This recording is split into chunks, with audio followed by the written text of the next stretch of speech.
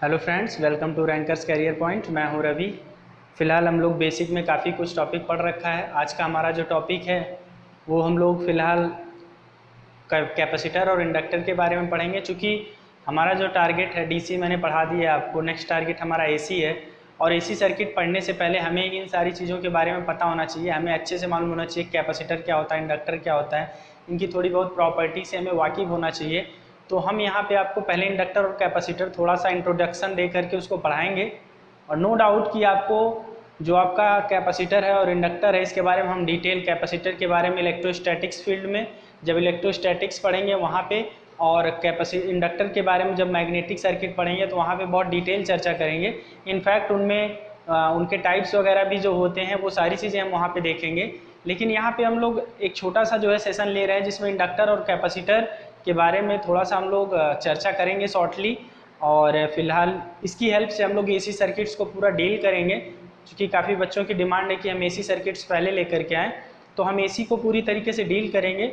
और एसी ख़त्म होने के बाद फिर हम आपका जो है इलेक्ट्रोस्टैटिक्स और फिर मैग्नेटिक और बैटरी, इस तरीके से हम सारे टॉपिक को डील करते चलेंगे। और इलेक्ट्रोस्टैटिक्स में कैपेसिटर और मैग्नेटिक सर्किट में इंडक्टर को बहुत अच्छे से पढ़ने वाले हैं। तो चलिए स्टार्ट करते हैं वीडियो को। सबसे पहले हम लोग देखते हैं कैपेसिटर होता क्या है। कैपेसिटर की बात करते हैं तो देखिए, जब भी बात आती है कहीं पर कैपेसिटर की, जब हम बात करते हैं हेडिंग डालते हैं हमारा क्या है, कैपेसिटर, जिसको आप बोलते हैं संधारित्र। क्या बोलते हैं? संधारित्र। कैपेसिटर हमारा जो होता है संधारित्र, कैपेसिटर हमारा जो होता है एक एनर्जी स्टोरिंग एलिमेंट है जो एनर्जी को क्या करता है, in the form of electric field store करता है। ये एक पैसिव एलिमेंट है। पहली बात तो आप ध्यान रखेंगे, एनर्जी स्टोरिंग एलिमेंट है, एनर्जी स्टोरिंग एलिमेंट।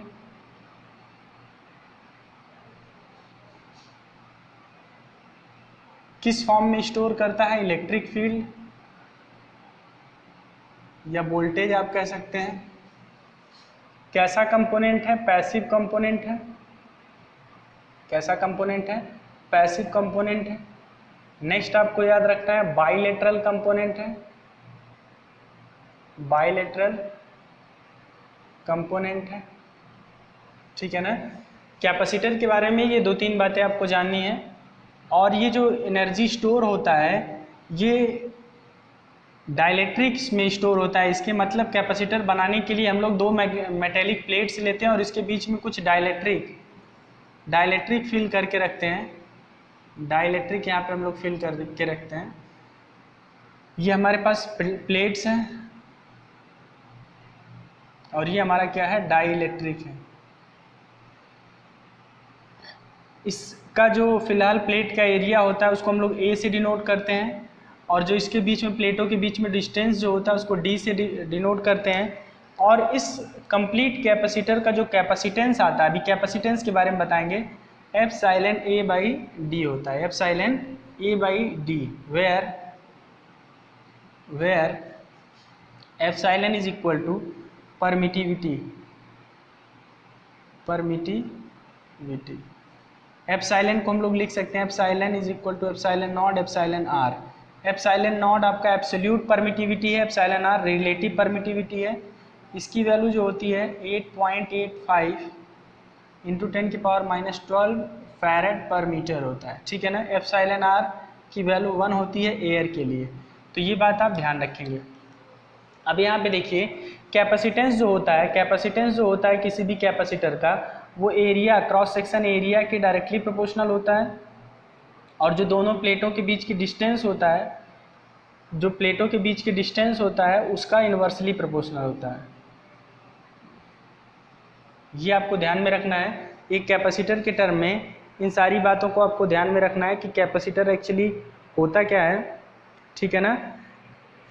अब यहाँ पे सबसे इम्पॉर्टेंट बात आपके लिए क्या है कि एक कैपेसिटर के बारे में आपने इतनी बेसिक सी जानकारी जान ली। कैपेसिटर क्या है? Energy storing element, electric field के टर्म में स्टोर कर रहा है, पैसिव कंपोनेंट, बाइलेटरल कंपोनेंट, ये हमने आपको बता दिया। अब देखिए ये डिपेंड करता है, इसका एक प्लेट पॉजिटिव होता है दूसरा निगेटिव होता है। डिपेंड करता है किसको सप्लाई हम किधर से दे रहे हैं। सप्लाई इधर से देंगे पॉजिटिव वाली तो ये पॉजिटिव हो जाएगा, ये निगेटिव हो जाएगा।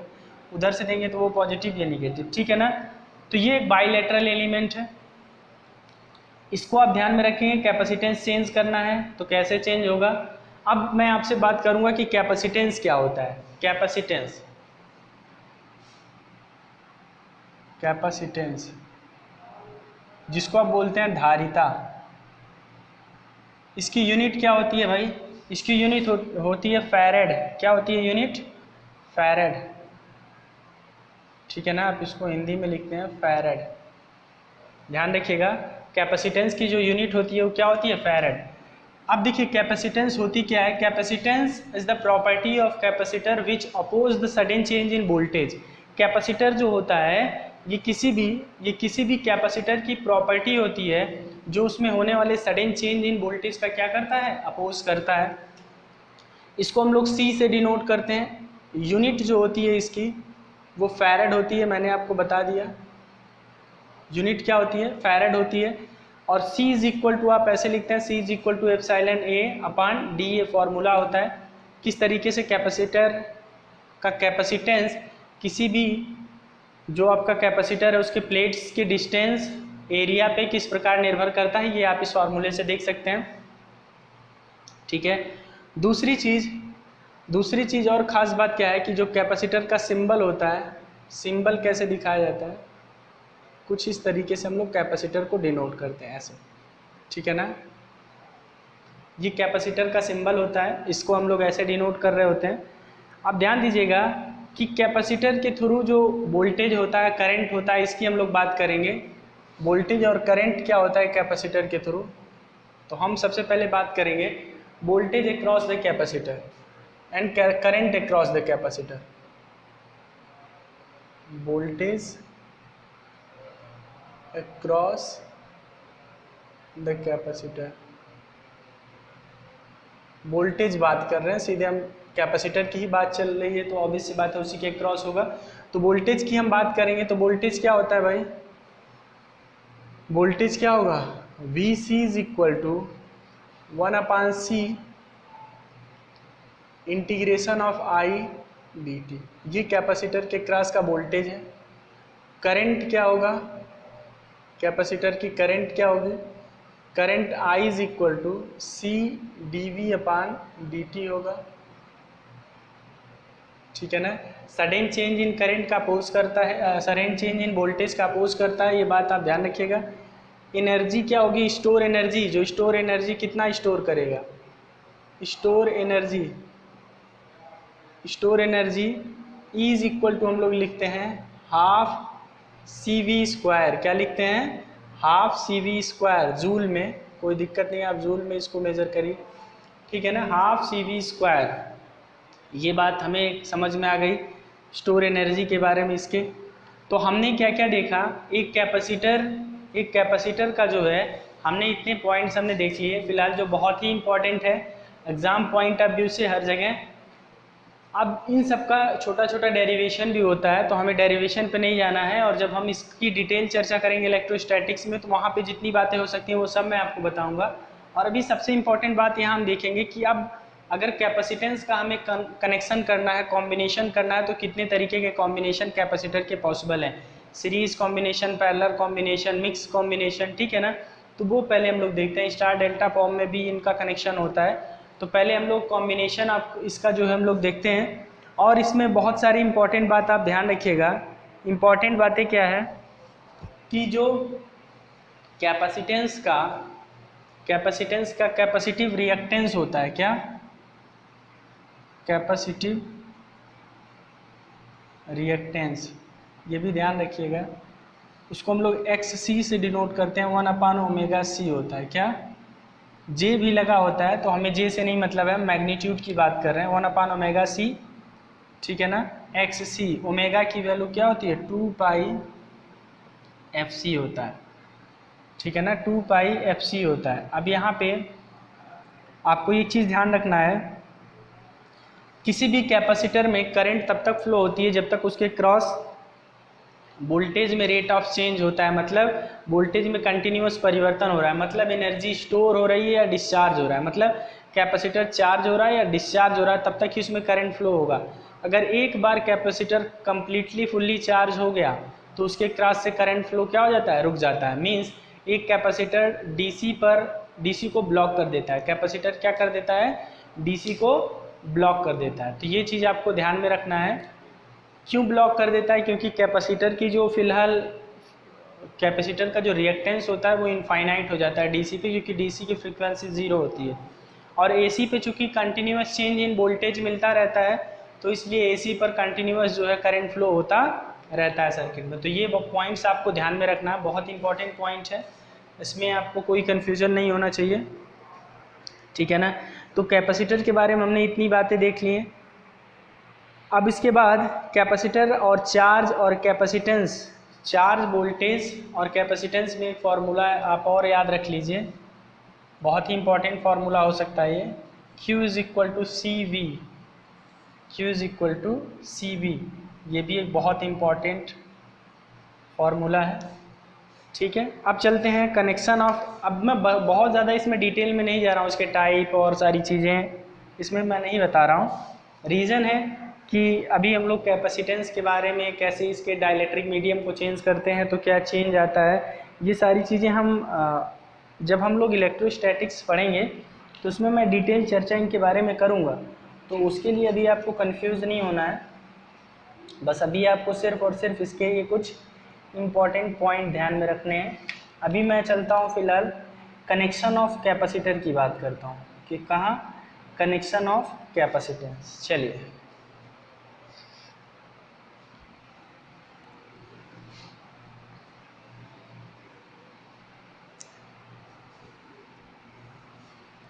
Connection of capacitance,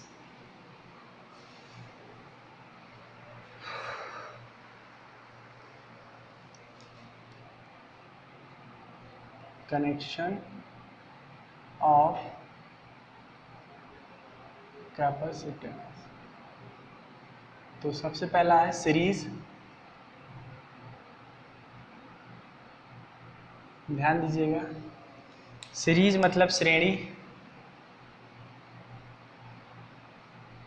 connection of capacitance means capacitance धारिता का संयोजन।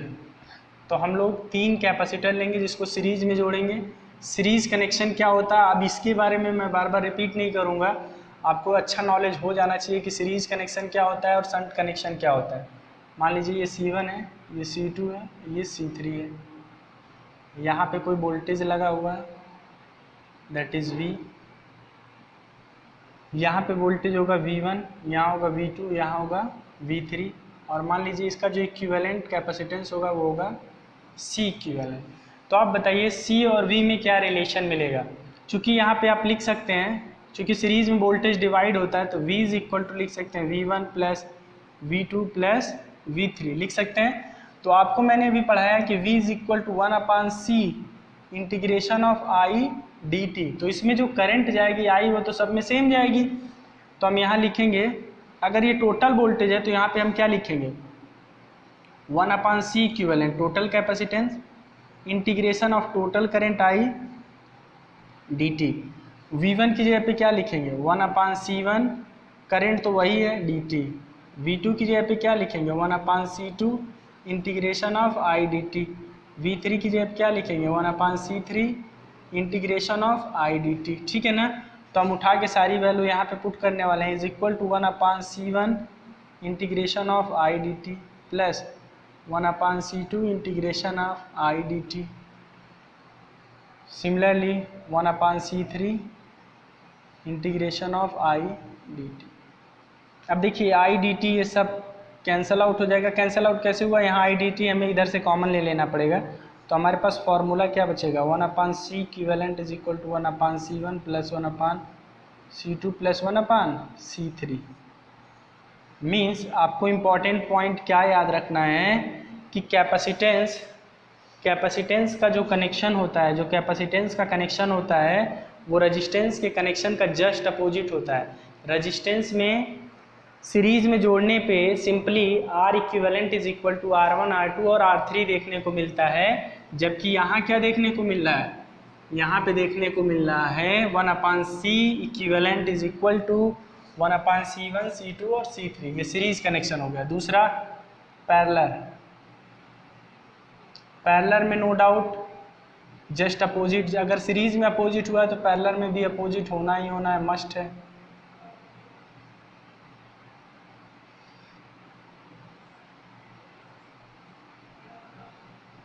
यहाँ हमारे पास V है, यहाँ इसका C इक्विवेलेंट होगा, यहाँ C1, यहाँ C2 और यहाँ C3। यहाँ पे तो हमारे पास I करंट होगा, लेकिन इसमें I1, इसमें I2, इसमें I3, ठीक है ना। I1, I2, I3। अब देखिए आप I1 लिखेंगे, I इज इक्वल टू लिखेंगे I1 plus I2 plus I3। आपको I इज इक्वल टू मालूम है क्या होता है, I इज इक्वल टू होता है C dV बाई dt। तो आप टोटल I लिखना चाहेंगे तो C equivalent dV by dt, चूँकि पैरेलल में वोल्टेज सेम होता है, सबके क्रॉस वोल्टेज सेम होगा, equal to C1 dV by dt plus C2 dV by dt plus C3 dV by dt। ये देखिए कैंसल आउट हो जाएगा, बचेगा क्या, C equivalent is equal to C1 plus C2 plus C3। ये हमारे पास important हो गया, ये हमारे पास क्या हो गया, इम्पॉर्टेंट, हमारा सीरीज का मिल गया, पैरेलल का भी मिल गया। मिक्स कनेक्शन हो जाएगा तो आपको पता है मिक्स कनेक्शन है तो जहाँ सीरीज दिखेगा वहाँ सीरीज, मतलब ये वाला फंक्शन, जहाँ समांतर दिखेगा वहाँ ये वाला फंक्शन। तो आई होप कैपेसिटर के बारे में इतना कॉन्सेप्ट आपका क्लियर हो गया होगा कि अगर कैपेसिटर हमारे यहाँ सीरीज में लगे हैं या समांतर में लगे हैं तो उनके साथ हमें क्या करना है, ठीक है ना। तो इसमें कोई दिक्कत नहीं है, चीज़ें बहुत ईजी हैं। अगर कहीं पे कोई डाउट होता है तो आप ज़रूर पूछिएगा, ठीक है ना। तो कैपेसिटेंस की बात इतनी हमने कर ली, कैपेसिटेंस की बात हमने इतनी कर ली, इसका सीरीज पैरेलल देख लिया हमने, एनर्जी स्टोरिंग एलिमेंट्स है, सारी चीज़ें हमने देख लिया किस फॉर्म में एनर्जी स्टोर करता है, ये भी हमने सब जान लिया। कुछ नोटेड पॉइंट इसके बारे में, सबसे इम्पॉर्टेंट पॉइंट एक और जान लीजिए, एनर्जी एक डिसिपेटिंग एनर्जी, आपका जो कैपेसिटर होता है ये एनर्जी डिसिपेटिंग एलिमेंट नहीं होता, ये कभी भी पावर को कंज्यूम नहीं करता है। ये क्यों नहीं करता है, थोड़ा धैर्य रखिए, हम आपको एसी में इसके बारे में बहुत डिटेल चर्चा करने वाले हैं, ज़्यादा नहीं, बस थोड़ा सा आपको धैर्य रखना है, मैं आगे ले चल के इसके बारे में बहुत डिटेल आपको बताने वाला हूँ।